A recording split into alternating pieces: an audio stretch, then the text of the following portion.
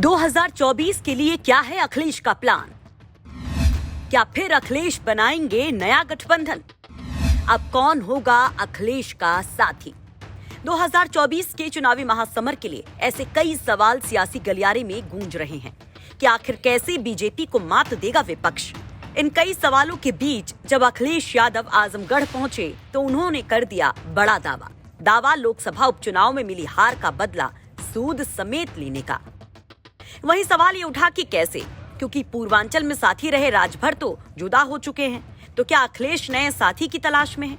और क्या अब वो नया गठबंधन बनाएंगे? तो इस पर पहले तो अखिलेश यादव ने बीजेपी पर तंज कसा और फिर बता डाली 2024 के लिए अपनी रणनीति। हार की समीक्षा हो चुकी है और समीक्षा में यही निकला है कि पूरा सूद सहित वापस होगी जीत अगली चुनाव में।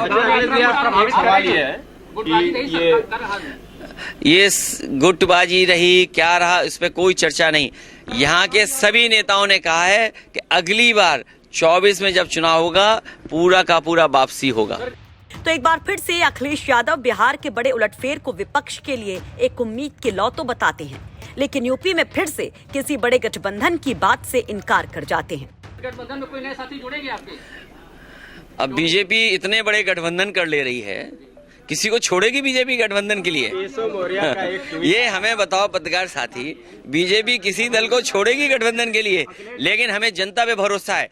24 की तैयारी ये है, बीजेपी की तैयारी ये है कि विपक्ष को जेल भेज दो, झूठा फंसा दो, झूठा प्रोपेगेंडा कर दो। लेकिन एक उम्मीद जागी है बिहार से। बिहार में सुपड़ा साफ होने जा रहा है बीजेपी का। ये घबराई हुई है बीजेपी। अगर हवा बिहार में ऐसी चलेगी तो उत्तर प्रदेश में भी समाजवादी लोग तैयारी करेंगे, जिसे यहाँ भी भारतीय जनता पार्टी का मुकाबला करे। विपक्ष यहाँ भी एक हो सकता है, सपा बसपा फिर एक साथ आ सकते हैं क्या? समाजवादी पार्टी इस बार जो हमारे पास गठबंधन में साथी हैं उनके साथ ही चुनाव लड़ेगी, कोई नया गठबंधन नहीं। कहते हैं कि जो था वही रहेगा।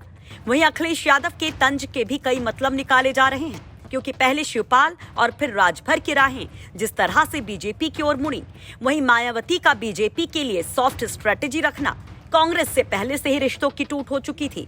ऐसे में सवाल यह है कि क्या वाकई अब अखिलेश यादव के पास ज्यादा ऑप्शन बचे ही नहीं है?